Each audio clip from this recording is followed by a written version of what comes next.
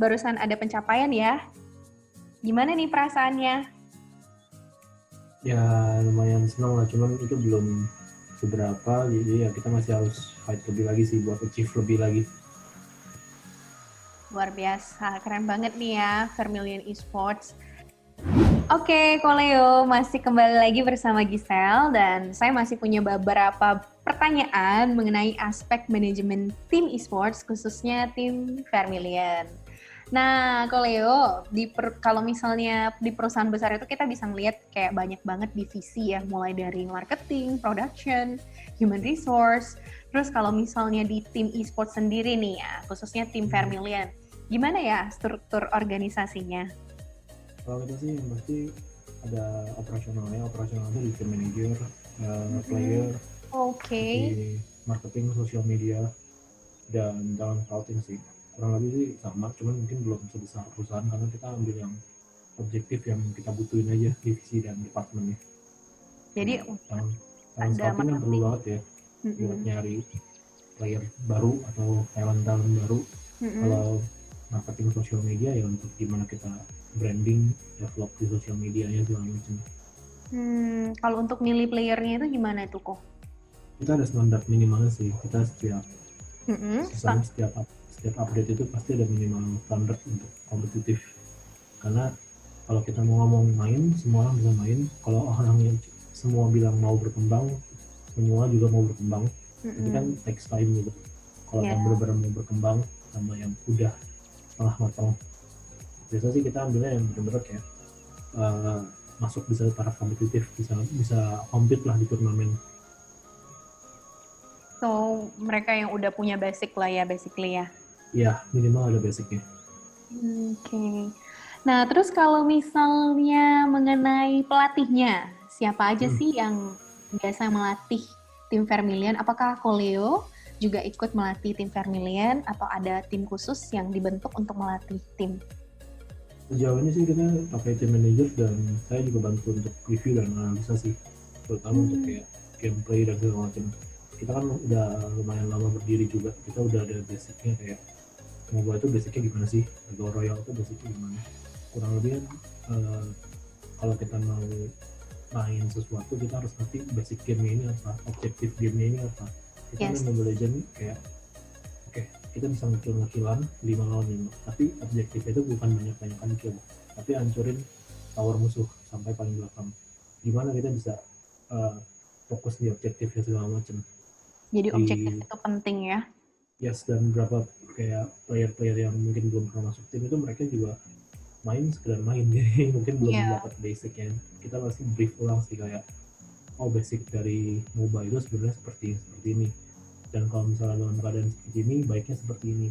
Itu kita ada textbook sih, dan kalau review ya kita pasti ada review sih, terutama untuk mau turnamen besar itu kita belum prepare banget sih, karena yang nonton kan lumayan banyak juga ya. Ya, banyak banget loh yang nonton.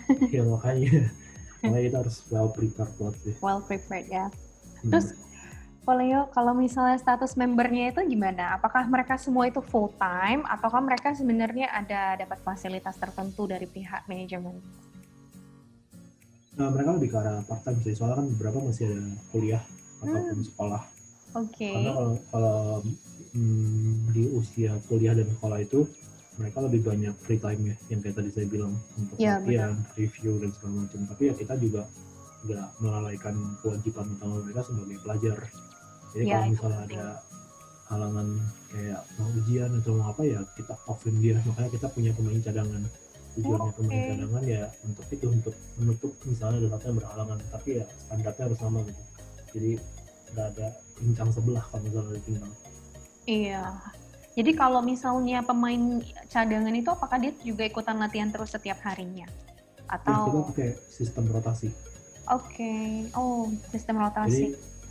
Ya, jadi biasanya kan tengah-tengah ada yang capek atau misalnya ada yang lowbat atau apa gitu kan. Kalau kita di handphone kan bisa lowbat kan. Iya, benar. Nah, nanti tukeran dia masuk dulu gitu, dan nanti tuker lagi siapa yang keluar. Jadi kita rotasi terus. Ya, tapi ya intinya kita pakai itu. Cuman yang cadangannya juga kita beri kesempatan yang sama. Nice. Jadi everyone deserve semua chance ya. Yes. Oke, terus kalau misalnya menurut Koleo sendiri nih, biasanya Mhm. kalau tim e-sports itu kan selalu ada yang namanya brand ambassador ya. Nah, Ya, kalau di Vermilion itu sendiri, apakah ada brand ambassadornya? kita ngomongnya talent sih, kita nggak pakai namanya brand ambassador, karena kalau brand ambassador itu kan literally cuma mempromot timnya. Tapi Right. kalau talent, talent juga bisa as bukan player, bisa ngisi di acara ini, kurang lebih sama sih sebenarnya dengan brand ambassador, cuma kita beda nama aja, kita sebagai talent. Namanya Jadi talent ya. yes, output promosinya juga lewat dia, ya kurang lebih tugasnya sama sih kayak brand ambassador sih. Hmm, Dan kalau ditanya ada apa enggak, ada dua, cewek dan cowok. oke. Jadi ada dua orang Ya, yang satu cowok, yang satu cewek ya. Jadi menurut ya. Koko, itu seberapa penting sih peran dari talent itu sendiri? Tugas mereka sebenarnya ngapain aja? Tugas mereka ini lebih ke promosi timnya yang pastinya, dan untuk eh, lebih menarik aja timnya, gimana kayak kita memasak pakai talent gitu, terutama kalau misalnya kita buat konten-konten yang ada video, kan nggak mungkin kita orang manajemennya yang interview player gitu kan, kita harus pakai, Ya. pasti harus ada talent sendiri lagi yang khusus buat isi di konten itu. Kalau kita sih plan kedepannya kita memang mau di sana, makanya kita ada ambil beberapa talent, dan ada beberapa orang itu kan mungkin mereka mau masuk e-sports, cuma kan e-sports tuh nggak cuma player kan, Ya, banyak misalnya bisa jadi talent segala macam, misalnya kita kan ngomongnya talent, malah kalau brand ambassador itu kesannya hanya satu atau benar. maksimal dua, jadi kita lebih nyaman ngomongnya talent. Dan biasa di Indonesia brand ambassador itu disamakannya pasti cewek gitu loh, padahal beberapa brand ambassador tim di luar negeri sana itu cowok, karena kan Hmm, marketnya cowok. Mungkin kalau di iya. Indonesia kalau pakai cewek lebih Lebih audiensnya lebih gimana besar kali. gitu ya. Iya, mungkin mungkin mungkin. Iya, iya benar juga. Nah, kalau misalnya mengenai strategi, Hmm. strategi untuk gimana caranya membangun chemistry antara semua tim itu jadi kayak keluarga gitu. Strategi Koleo gimana sih caranya membangun chemistry tim supaya mereka bisa jadi kayak ada rasa kekeluargaan. Koleo boleh jelasin nggak?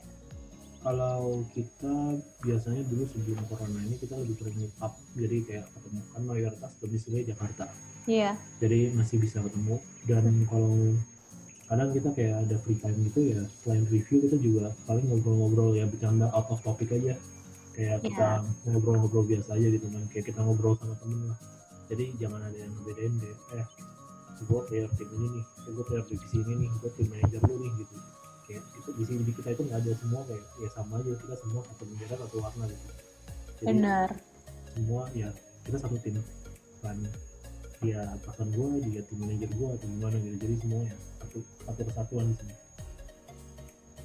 Nice banget ya. Jadi kayak ya kita perlu sih memang invest waktu yang ya just talk something yang Ya. mungkin nggak berhubungan dengan pekerjaan, nggak berhubungan dengan apa yang kita lakukan saat ini, tapi kayak ya sekedar untuk bisa membangun chemistry ya.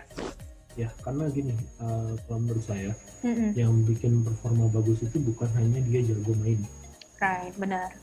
mood juga. Jadi kita harus kayak keep mood dan keep trust gitu loh. Kalau kita udah percaya sama tim kita Yes, bakal lebih pede untuk tanding dan turnamen. Kalau kita belum sepenuhnya percaya sama tim kita dan belum kenal dia luar dalam, itu itu nggak bakal sama optimal. benar. Yes, nggak bakal optimal. Kita harus ada chemistry dulu baru bisa Betul. ya ada trust dan ya kita bisa lebih maju ya. Ya kalau beberapa orang kan mungkin bilang ya main bareng aja, main bareng bisa bentuk chemistry gitu. Cuman kan Iya, itu kan hanya sebatas main bareng gitu kan. Kita kan benar. butuh interaksi di luar yang sebagai teman, sebagai yang bisa mendengarkan, tukar cerita, tukar pengalaman gitu, yang di luar topik main bareng gitu. Kita sih bikinnya seperti itu. Wih, iya bener sih. Gila ya, udah terasa, udah nggak terasa juga ini kita udah ngupas banyak tentang Vermilion ya. Oh ya, kok selanjutnya kita ini ada bagian yang paling ditunggu-tunggu. Gimana sih sebenarnya Oke. sisi bisnis dari tim esports itu? Jadi stay tune ya.